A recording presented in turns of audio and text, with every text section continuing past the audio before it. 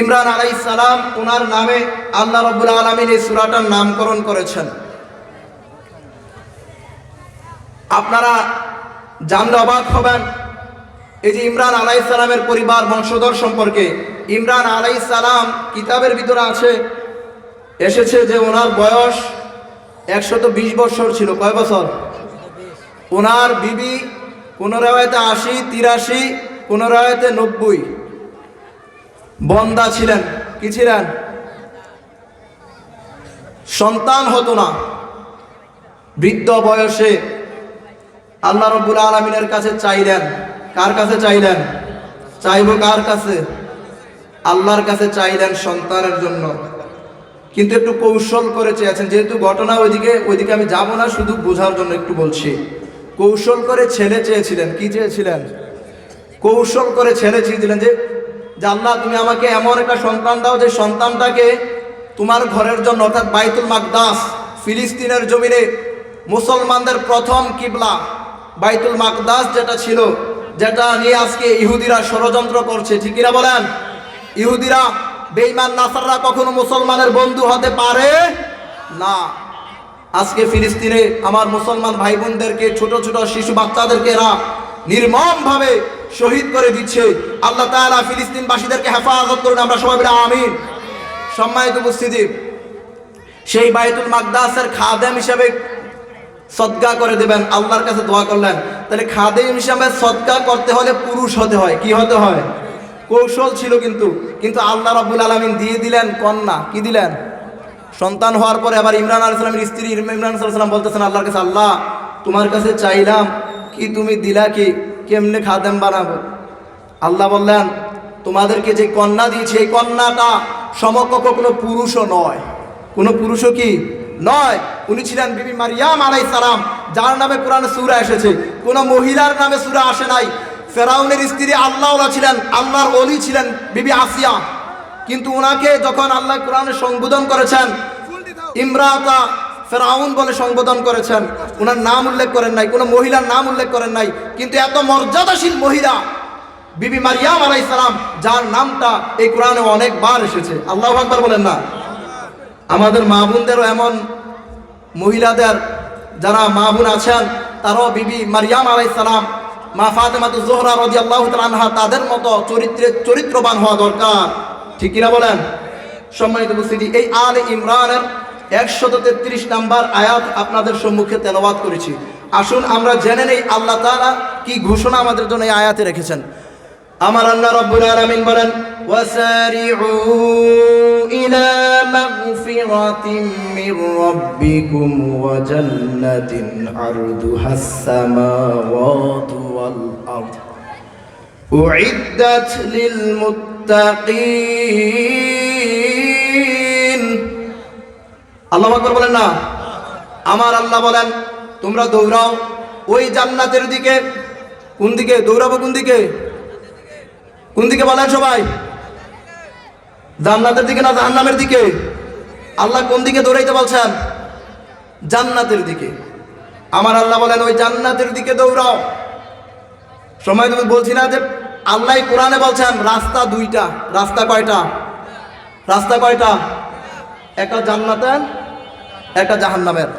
এটা আমার মুখের কথা না, আল্লাহ কোরআনে বলেন ফারিকুম ফিল জান্নাতি ওয়া ফারিকুম ফিস সাঈর। আমার আল্লাহ বলেন বান্দারে তোমাদের জন্য আমি দুইটা রাস্তা দিলাম, একটা জান্নাতের আর একটা জাহান্নামের। সুতরাং আমাদেরকে ধরতে হবে কোনটা? আমাদের কোনটা ধরতে হবে? জান্নাতের রাস্তা। আমার আল্লাহ বলেন ওই জান্নাতের দিকে দৌড়াও, যেই জান্নাতের বিশালতা হচ্ছে জমিন থেকে আসমান। জমিন থেকে, একটু বুঝবেন বিষয়টা, জমিন থেকে। এই জান্নাতটা কিন্তু আল্লাহ আমাদেরকে দিবেন। কাদেরকে? আমাদেরকে বলতেন আল্লাহ কাদেরকে দিবেন এটা বলছেন, ওইদিকে যাব পরে। এখন যাদেরকে দিবেন তাদের মতো হতে হবে। এখন তাদের মতো হতে পারলে আল্লাহ জান্নাত দিবেন। যে জান্নাতটা হচ্ছে জমিন থেকে আসমান। আমরা মনে করি উপরে যে দেখা যায়, ওই যে দেখা যায় তারা দেখা যাইতেছে, একটু চাঁদ সূর্য একটু দেখা যাইতেছে, এটাই মনে আসমান। এটা আসমান না, এটা মহাশূন্য। এটা কি? এটা মহাশূন্য, এটা আসমান নয়। আসমান আরো অনেক উপরে। কেমন উপরে? একটু ব্যাখ্যা দিই তাহলে বুঝবেন। আমরা যে পৃথিবীতে বাস করি, এই পৃথিবীটা বলেন তো ছোট না বড়? আমাদের দেশটা কি কেউ পুরোটা ঘুরছে?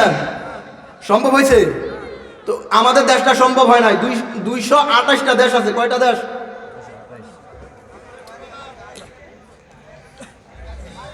কয়টা দেশ বলেন? 228টা শুধু দেশ। সাগর মহাসাগর আছে না নাই? সমস্ত দেশগুলা মিলেও প্রশান্ত মহাসাগরের সমান হয় না। প্রশান্ত মহাসাগরের সমান হয় না। সমস্ত দেশগুলার ভূখণ্ড, এই যে আমরা যে মাটির উপরে আছি, এই মাটি সব একসাথে করলে প্রশান্ত মহাসাগর যত বড়, এই প্রশান্ত মহাসাগরের ভিতরে সমস্ত দেশের মাটিগুলো একসাথে করলে ডুবে যাবে। সমস্ত দেশের মাটিগুলো একসাথে দিলে কি হয়ে যাবে? ডুবে যাবে। এত বিশাল। এমন 7টা মহাসাগর। কয়টা মহাসাগর? উপসাগর, নদ নদী, এই সব কিছু, আরো তো অনেক কিছু আছে। এই সব কিছু মিলিয়ে পৃথিবী। সব কিছু মিলিয়ে কি? সব কিছু মিলিয়ে বলেন কি? পৃথিবী। এই পৃথিবী থেকে আমরা দিনের বেলায় সূর্যটাকে, সূর্যের আলোটাকে দেখতে পাই। দেখি কিনা বলেন? এই সূর্যটা পৃথিবী থেকে 13 লক্ষ গুণ বড়। কয় গুণ? কয় গুণ? এই যে পৃথিবী, 228টা দেশ, সাগর মহাসাগর, সব কিছু মিলিয়ে পৃথিবী, আর্থ, কি যেটাকে আর্থ বলি, এই আর্থ, এ পৃথিবী, এই পৃথিবীটা থেকে 13 লক্ষ গুণ বড়। 13 লক্ষ পৃথিবী। একটা, দুইটা, তিনটা, একটা ফুটবল, মনে করেন পৃথিবীটা একটা ফুটবল, একটা, দুইটা, তিনটা, এরকম করে 13 লক্ষ ফুটবল একত্রিত করলে একটা সূর্যের সমান। একটা সূর্যের। সুবহানাল্লাহ বলবেন না? সুবহানাল্লাহ বলতে কষ্ট হয়। আল্লাহর হাবিব সাল্লাল্লাহু আলাইহি ওয়াসাল্লাম বলেন, সহিহ মুসলিমের হাদিস, সুবহানাল্লাহি তামলাউল মিজান, সুবহানাল্লাহি ওয়াল হামদুলিল্লাহি তামলাউ ওয়া তামলানে মা বাইনাস সামাওয়াতি ওয়াল আরদ। আমার নূরের নবী সাল্লাল্লাহু আলাইহি ওয়াসাল্লাম বলেন, যেই ব্যক্তি একবার সুবহানাল্লাহ বলবে, তার মিজানের পাল্লাটা নেক দিয়ে পরিপূর্ণ করে দেওয়া হবে। আল্লাহু আকবার বলেন না?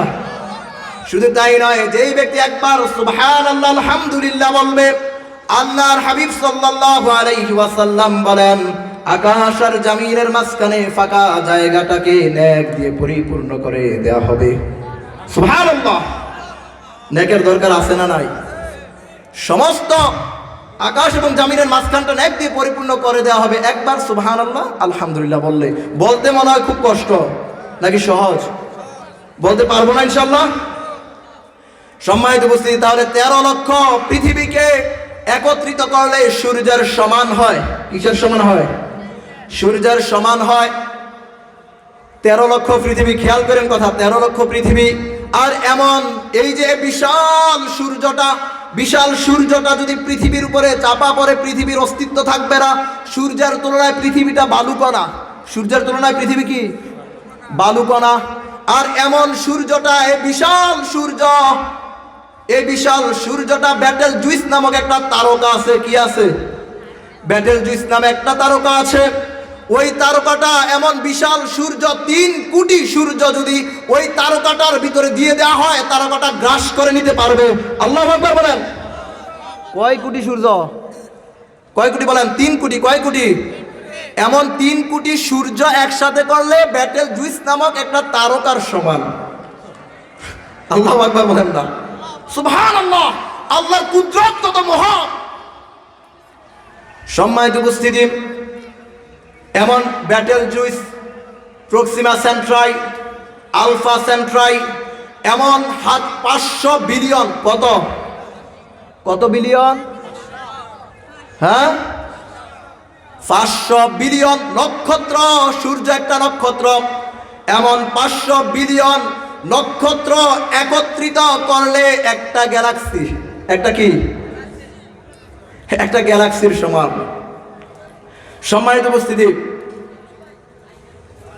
এমন লক্ষ লক্ষ গ্যালাক্সি। কত? এবার খেয়াল করেন, 500 বিলিয়ন নক্ষত্র নিয়ে একটা গ্যালাক্সি। এমন লক্ষ লক্ষ গ্যালাক্সি নিয়ে এই ইউনিভার্স, এই মহাবিশ্ব, আল্লাহু আকবার বলেন, এমন লক্ষ লক্ষ গ্যালাক্সি নিয়ে এই মহাবিশ্ব, তাহলে মহাবিশ্ব কত বিশাল। আমাদের এই দুনিয়ার জ্ঞান, দুনিয়ার যত কিছু আছে, এই কিছুর এত এইগুলা নিয়ে আল্লাহর এই বিশাল সৃষ্টিকে বোঝানো সম্ভব না, আমাদের আকলে ধরবে না, আমাদের আকলে ধরবে না। এই সব কিছু মহাশূন্যে, এসব কিছু কি মহাশূন্যে। তারপরে প্রথম আসমান, তারপরে প্রথম আসমানের পরে মহাশূন্য, দ্বিতীয় মহাশূন্য, দ্বিতীয় মহাশূন্যের পরে দ্বিতীয় আসমান, দ্বিতীয় আসমানের পরে তারপরে মহাশূন্য, তারপরে তৃতীয় আসমান, তৃতীয় আসমানের পরে মহাশূন্য, চতুর্থ আসমান, আবার মহাশূন্য, পঞ্চম আসমান। আমার দয়াল নবী হাদিসে পাকের ভিতরে বলেন, বান্দারা শুনে নাও, শুনে নাও, শুনে নাও, প্রথম আসমানের বিশালতাটা কেমন, প্রথম আসমানের তুলনায় দ্বিতীয় আসমানের বিশালতাটা কেমন। আল্লাহর হাবিব বলেন, কারো একটা ক্ষুদ্র আংটি যদি সাহারা মরুভূমির ভিতরে পড়ে যায়, যেমনি করে সাহারা মরুভূমির তুলনায় আংটিটা কিছুই না, আংটির যেমন অস্তিত্ব থাকবে না বিশাল সাহারা মরুভূমির ভিতরে, ঠিক তদ্রূপ দ্বিতীয় আসমানের তুলনায় প্রথম আসমানটা ওই সাহারা মরুভূমির তুলনায় আংটির মতো। আল্লাহু আকবার বলেন না। সম্মানিত উপস্থিতি, দ্বিতীয় আসমানের তুলনায় তৃতীয় আসমান আবার এমন উদাহরণ দিলেন আল্লাহর হাবিব। চতুর্থ, পঞ্চম, ষষ্ঠ, সপ্তম আসমান, সিদরাতুল মুনতাহা, সিদরাতুল মুনতাহা, আরশে আজিম। আল্লাহর হাবিব সাল্লাল্লাহু আলাইহি ওয়াসাল্লাম বলেন, আমার আল্লাহর আরশে আজিমের ভিতরে 7 জমিন 7 আসমান যদি দিয়ে দেওয়া হয়, সাহারা মরুভূমির ভিতরে আংটি পড়লে যেমন আংটির অস্তিত্ব থাকবে না, হারিয়ে যাবে, তেমনি করে 7 জমিন 7 আসমান আল্লাহর আরশের ভিতরে এভাবে দিয়ে দিলে সেটাও হারিয়ে যাবে। আল্লাহু আকবার বলেন না।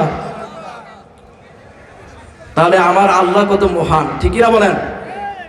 তাহলে আমার আল্লাহ বলেন, বুঝতে পেরেছেন, জমিন থেকে আসমান, তাহলে আসমানের অস্তিত্ব, এর আগেই তো আমরা অস্তিত্ব খুঁজে পাই না, এত বিশাল। তাহলে এই জমিন থেকে আসমান, আমার আল্লাহ দৃষ্টান্ত দিলেন যে তাদের জন্য আমি যাদেরকে জান্নাত দেব, ওই জান্নাতের বিশালতাটা হচ্ছে জমিন থেকে আসমান। আলোচনা কি মনে আছে আপনাদের? আল্লাহ বলেন ওই জান্নাত যেটার বিশালতা জমিন থেকে আসমান। এখন আল্লাহ কাদেরকে দিবেন? যদি আল্লাহকে বলি, আল্লাহ এই জান্নাত তুমি কাদের জন্য রেখেছ? আমার আল্লাহ বলেন, উইদ্দাত লিল মুত্তাকিন,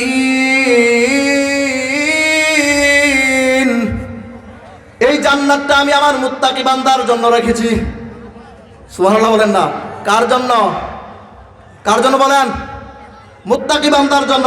মুত্তাকি কাকে বলে, তাকওয়াবান কাকে বলে, দুইটা উদাহরণ দেব আপনাদের বোঝার মতো সহজ করে। আমরা শুনতে রাজি আছি তো ইনশাআল্লাহ? মুত্তাকি কাকে বলে? যাদের জন্য আল্লাহ বিশাল জান্নাত দিবেন।